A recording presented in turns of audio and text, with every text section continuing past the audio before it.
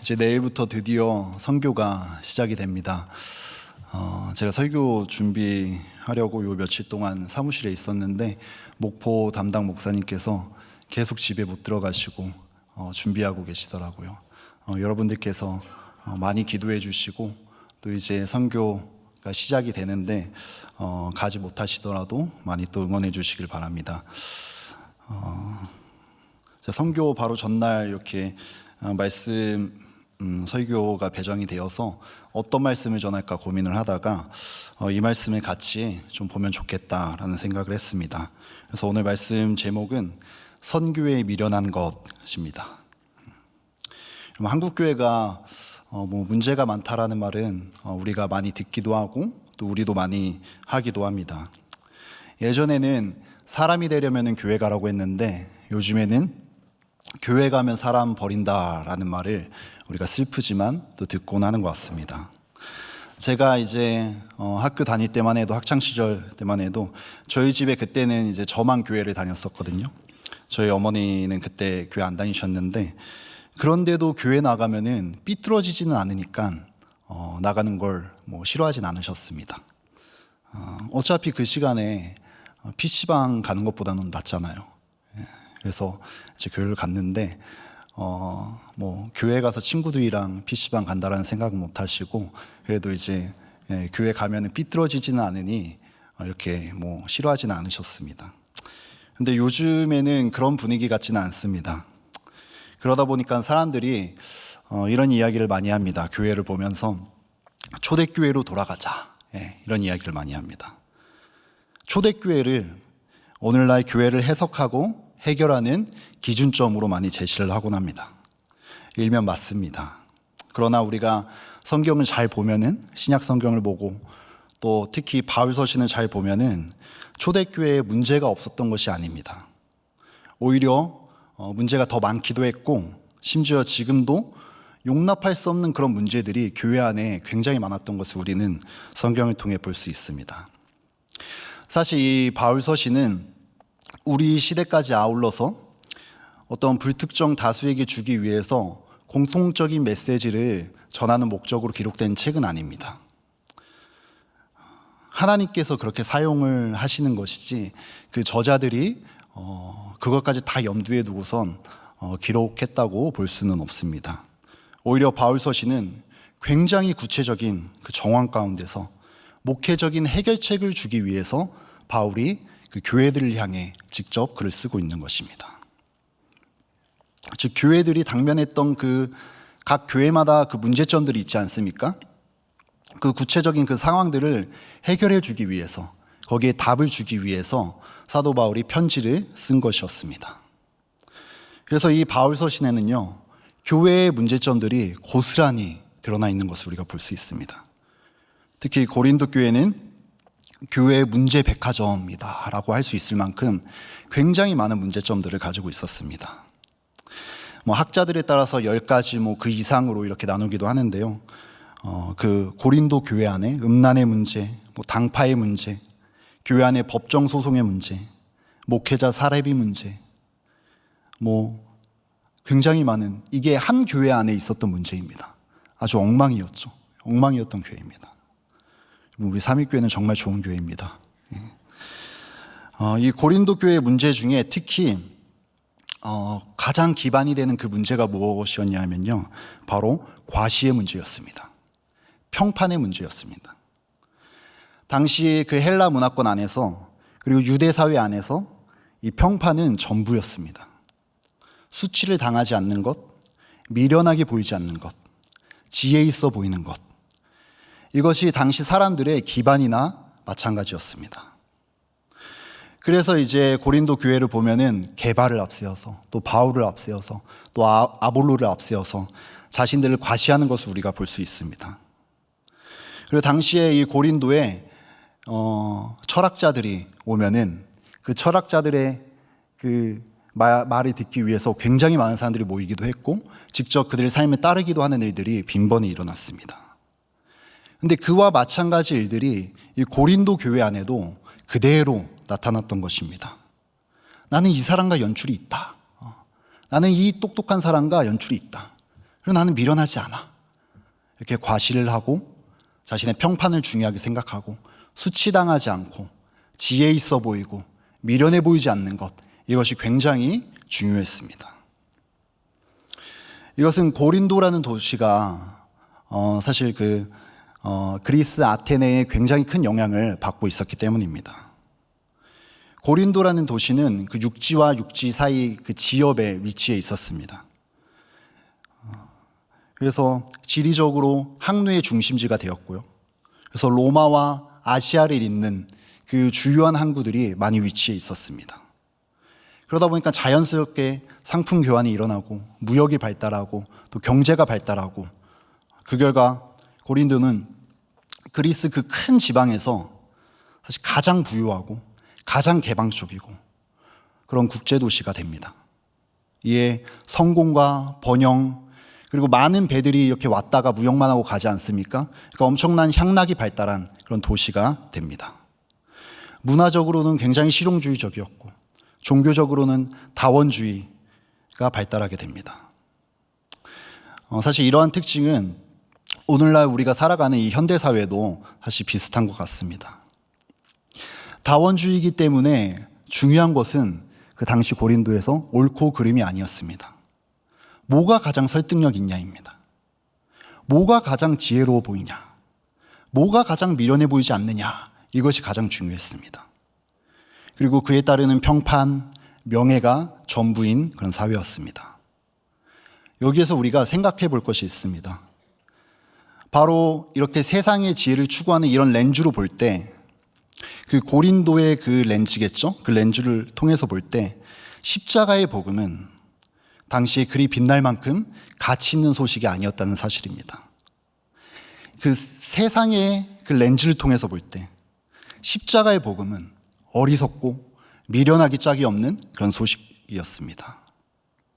왜냐하면요, 이 십자가는 당대의 그 사회적인 통념과 사회적인 가치와 전혀 맞지 않았기 때문입니다. 완전 반대거든요. 자랑을 추구하고 과시를 추구하는 것, 그것과는 완전 반대였거든요. 빌립보서 2장에서 나오듯이 하나님의 아들로서 영광을 받을 수 있고 영화를 누릴 수 있는, 그럼에도 불구하고 종이 되는, 낮아지는, 당대의 그 사회적인 통념과 가치와는 완전히 반대되는, 완전히 전복되는 그것이 바로 십자가였습니다. 신이 종으로 와서 죄인들을 위해 희생한다. 심지어 신이 저주의 십자가에 달려 죽는다. 당시의 그 지혜의 렌즈로 볼 때는, 그 헬라의 렌즈로 볼 때는 너무도 바보 같은 이야기였습니다. 높아지는 것이 아니라, 과시하는 것이 아니라, 자랑하는 것이 아니라 종으로 왔다고? 죽었다고? 세상의 지혜로 볼 때 미련하고 어리석은 그런 이야기였습니다. 그래서 오늘 본문에도 나오는데 사람들이 십자가를 보고 뭐라고 이야기를 합니까? 유대인들과 헬라인들이 뭐라고 이야기를 하죠? 유대인에게는 거리끼는 것이요 헬라인에게는 미련한 것이다, 그렇게 이야기를 합니다. 유대인들은 신이, 하나님이 사람이 된다는 것은 인정은 했습니다. 헬라인들은 신이 사람이 된다는 걸 인정하지 않았는데 반면에 유대인들은 그거는 인정은 했습니다. 메시아가 사람의 몸을 입고 와서 하나님의 아들로 나타난다는 것을 유대인들은 인정은 했습니다. 그런데 중요한 것은 그 나타난 모습에 반대를 했던 것입니다. 간단히 말해서 나타난 모습이 다윗과 같아야 한다는 것이요. 즉 기다렸던 메시아가 다윗과 같이 검을 들고 왕관을 쓰고 악인과 원수를 무찌르고 이스라엘의 왕으로 등극해야 되는데 뭐 이렇게 약해 빠진 어리석기 짝이 없는 모습으로 왔냐는 것입니다. 아니라는 거죠. 그래서 표적을 구하는 유대인에게는 거리낀다라는 것입니다. 섬김의 종으로, 그 약한 그 섬김의 종으로 나타났다는 이 가시적인 표징 있지 않습니까? 가시적으로 눈으로 볼 수 있는 그 표지판, 그곳으로 가야 한다는 그 표지판이 그 표지가 왜 저 따위 저 모양이냐는 것입니다. 왕궁에 들어가야지 왜 갈보리 언덕 십자가에 가냐는 것입니다. 그래서 거리낀다는 것이죠. 유대인들에게는 스칸달론, 이 스캔들이라고 합니다. 그래서 유대인의 지혜로 볼 때 발에 걸리는 스캔들이다. 십자가가 유대인에게는 거리끼는 것이요, 유대인들의 지혜와 유대인들의 생각으로 볼 때는 어리석은 소식이었던 것입니다. 표적을 구하는 유대인에게는 거리끼는 것이고, 지혜를 구하는 헬라인에게는 뭐죠? 그 십자가는 미련한 것이다. 지혜를 구하는 헬라인에게는 미련해 보였습니다. 헬라인들은 신이 사람이 될 수 없다라고 생각을 했습니다. 신이 인간이 됐다고 그럼 신이 아닌 것입니다. 그래서 이 무공감, 아파테이아라고 하는데, 여러분들 그리스 신화에서도 보면은 신들은 그 사람들의 감정을 공감하지 않습니다. 그러니 신이 인간을 불쌍히 여겨서 인간을 구원하기 위해 인간이 됐다.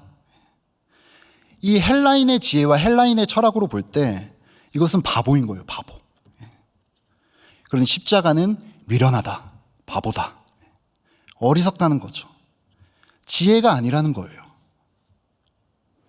여기서 우리는 이 유대인들 그리고 이 헬라인들의 지혜, 거기에 맞서서 우리가 예수 그리스도의 복음을 전한다는 것이 당시에 얼마나 미련해 보이고 어리석은 짓이었는지 한번 생각해 봐야 합니다. 그뿐 아니라 현대사회에 이르기까지 많은 사상의 변화가 있지 않았겠습니까?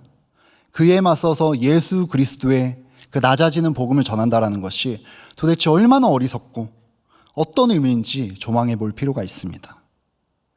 먼저 우리가 다 한 번씩 듣게 된 그 계몽주의가 있지 않습니까? 17세기, 18세기에 계몽주의가 형성이 됩니다.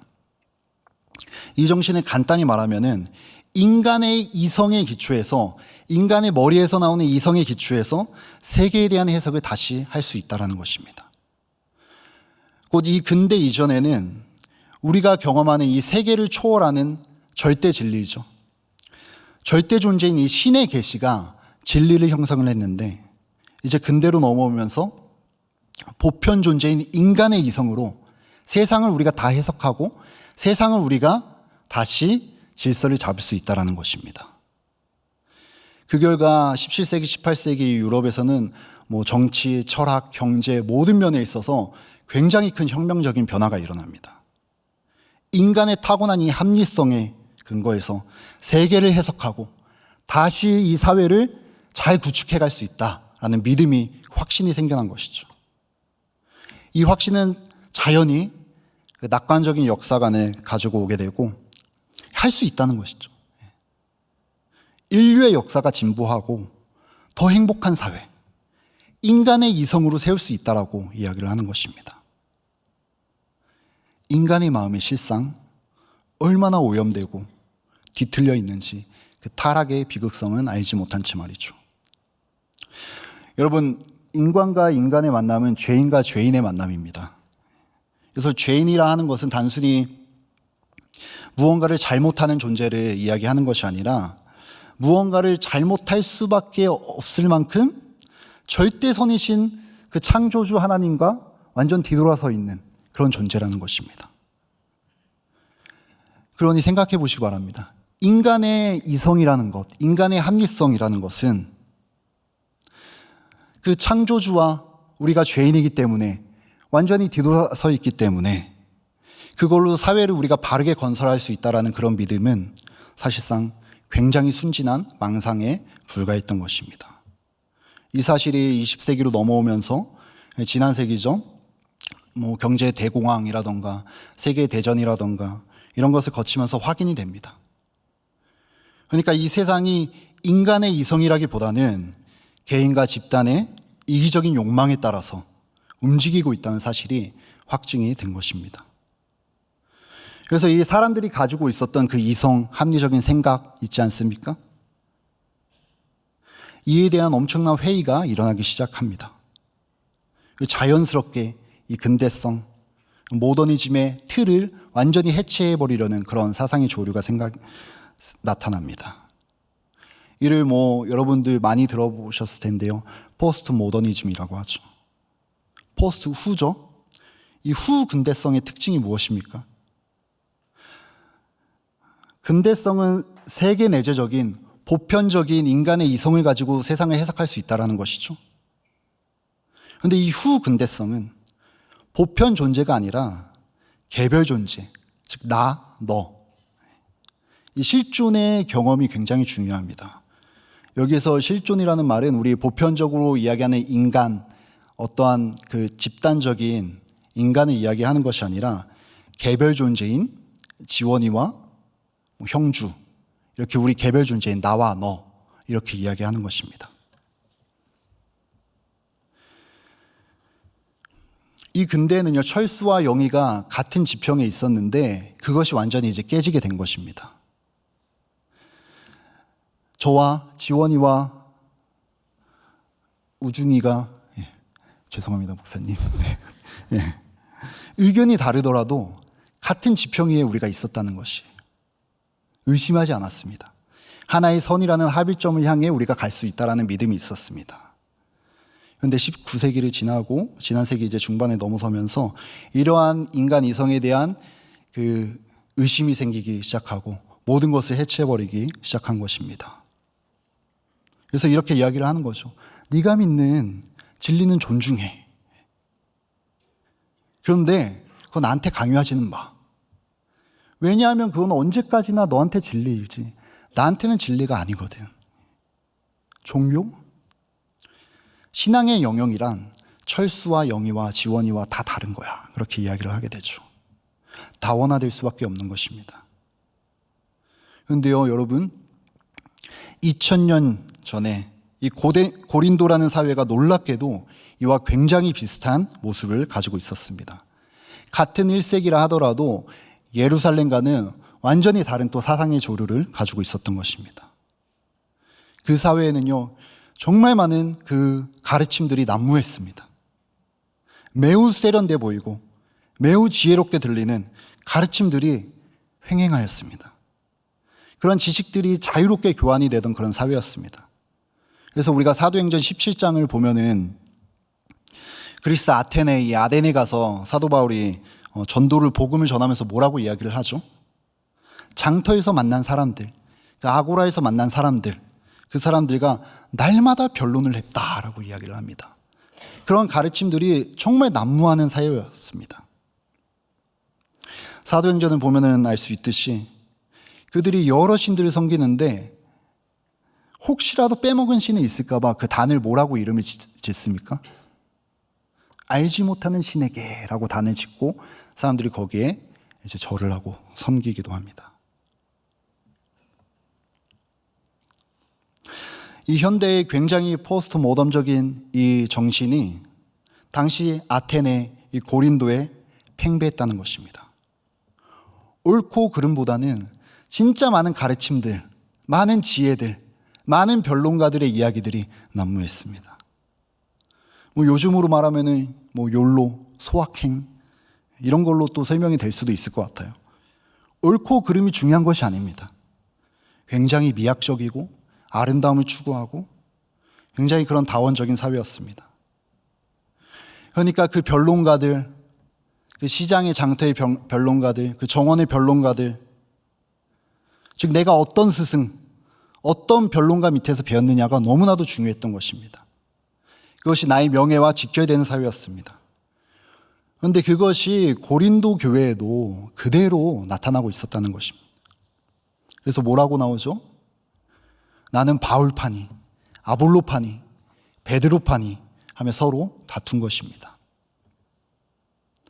나는 그 사람과 연줄이 있고 이렇게 지혜가 있어.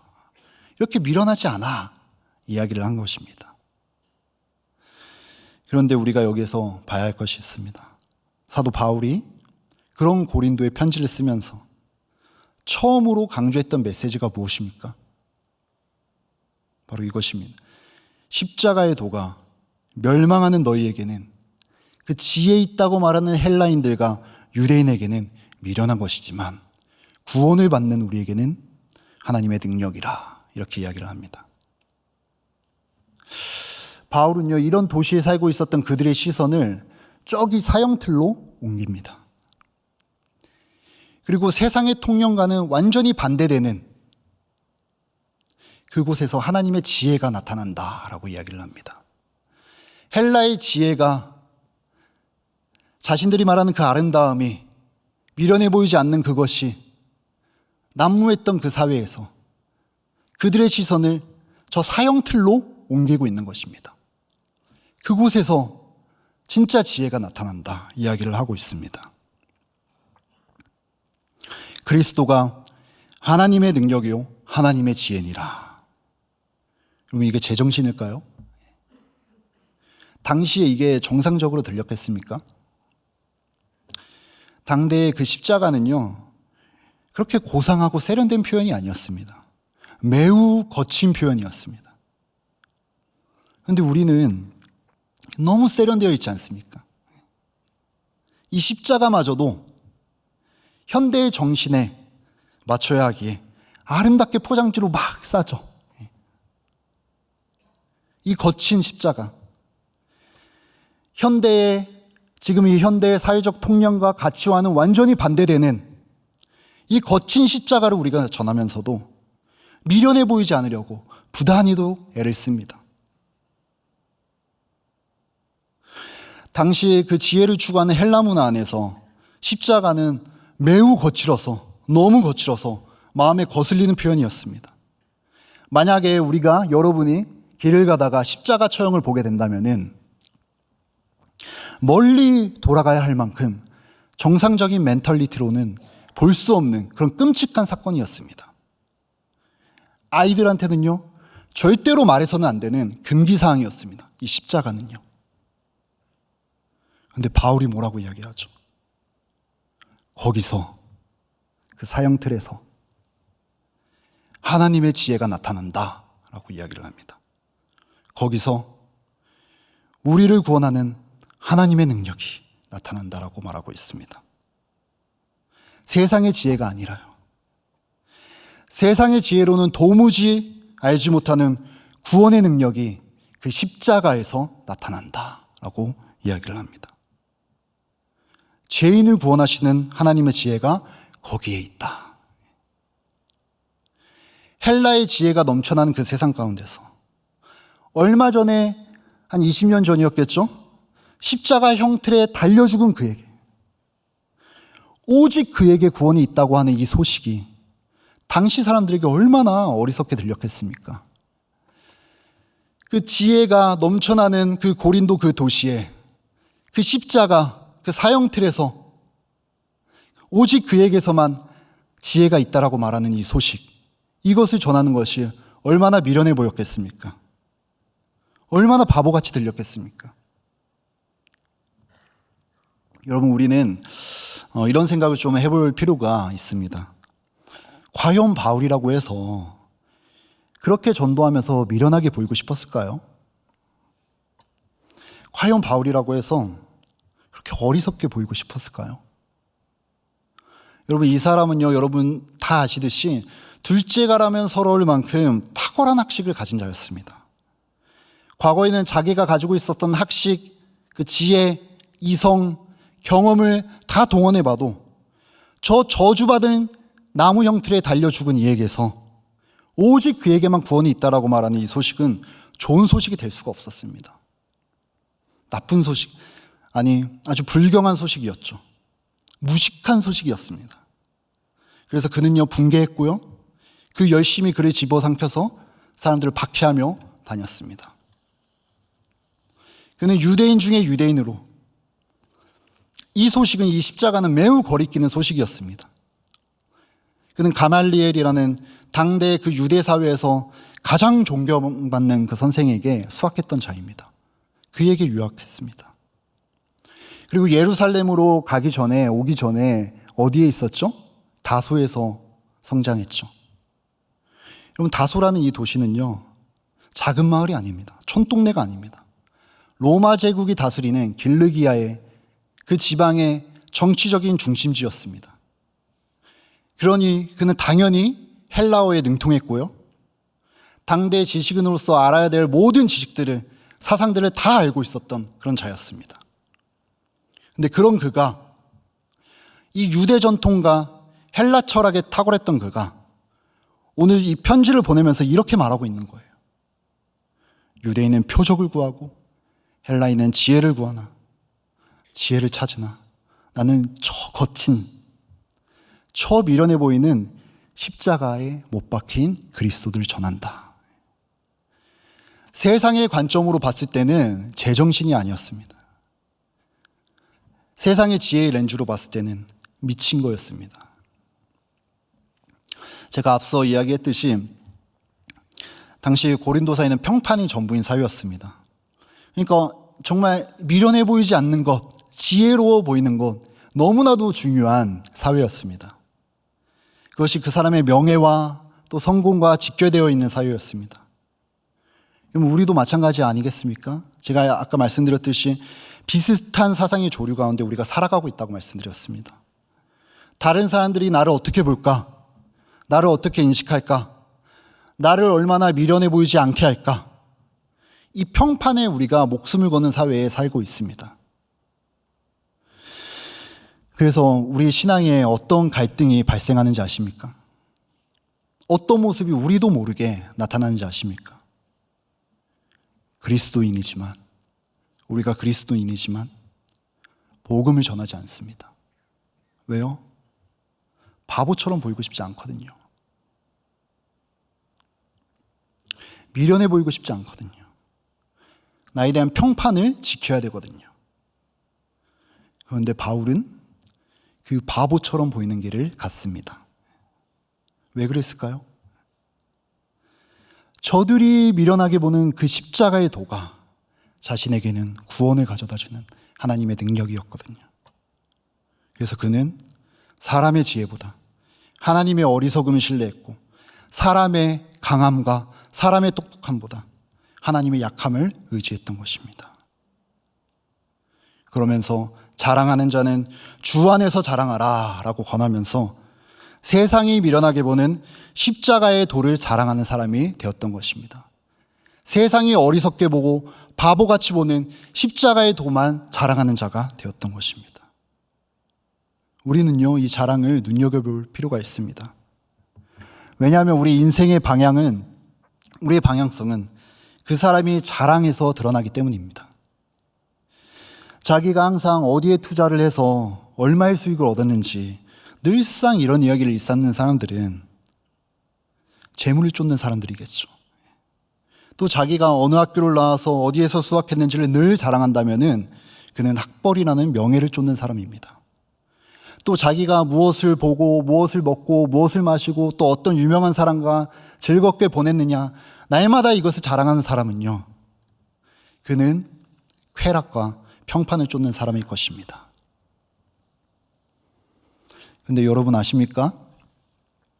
재물도 명예도 쾌락도 이 평판도 여러분이 그 어떤 것을, 그 무엇을 자랑한다 해도 세상은 여러분이 이상하게 보지 않습니다. 그러나 여러분이 십자가의 도를 자랑하는 순간 세상은 여러분을 이상하게 봅니다. 여러분을 어리석고 미련한 사람으로 간주할 것입니다. 여러분 그래도 괜찮습니까? 이 어리석고 미련해 보이는 길 괜찮습니까?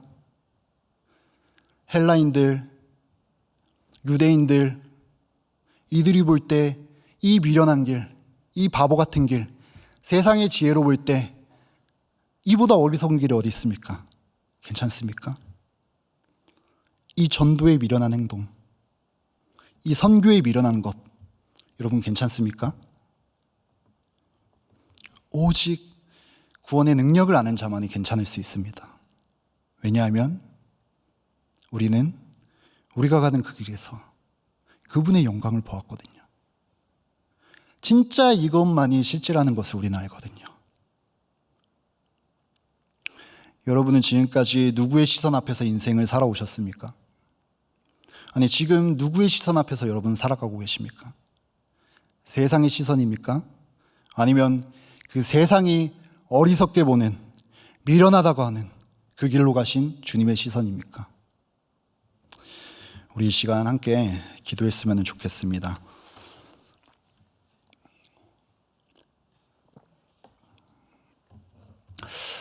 여러분, 내일부터 이제 선교가 시작이 됩니다. 여러분, 선교가 얼마나 미련한 것입니까? 세상의 눈으로 볼 때 얼마나 시간 낭비, 돈 낭비입니까? 제가 우리 청년들 또 간사님들 보면요, 정말 부끄러워요. 제가 보니까 1년 연차를 거의 다 선교에 다 쓰더라고요. 주말에는 간사 모임, 리더 모임, 주일에는 또 와서 또 하루 종일 또 교회에서 섬기고. 제가 궁금해서 가끔 물어요. 니들 연애도 안 하냐? 바보 아닙니까? 또 내일부터 목포 선교가 시작이 되는데 각 선교마다 400명, 500명, 600명씩 갑니다. 얼마나 미련한 사람들입니까? 세상이 볼 때는. 그런데 우리는 갑니다. 왜죠? 십자가의 도가 멸망하는 그들에게는, 그들이 볼 때는 미련한 것이지만 구원을 받은 우리에게는 하나님의 능력이기 때문입니다. 우리는 그 길에서 그분의 영광을 보았기 때문입니다. 우리 이 시간 함께 기도할 때, 하나님, 내가 정말 주님이 가신 그 길, 그 미련한 길 따라가게 하여 주시옵소서. 세상의 가치와는 전복되는 그 바보 같은 길, 그 행렬에 같이 동참하게 하여 주시옵소서. 세상 사람들은 표적을 구하고 지혜를 찾고 자신의 것들을 자랑하지만 나는 십자가에 못 박힌 그리스도를 자랑하고 전하는 인생 살게 하여 주시옵소서. 우리가 그 선교의 행렬에 바울과 같이 동참해야 되지 않겠습니까? 우리 기도 제목 가지고 기도하시고, 또 여러분은 각자 가지고 나오신 기도의 제목을 가지고 하나님 앞에 간절히 부르짖으며 기도하시다가 자유롭게 돌아가시면 되겠습니다. 함께 기도하겠습니다. 아버지 하나님, 감사합니다. 아버지 하나님, 우리를 이 자리로 불러주시고 하나님 앞에 나와 아버지 하나님 주님을 경배하며 예배할 수 있게 인도하시옵소서.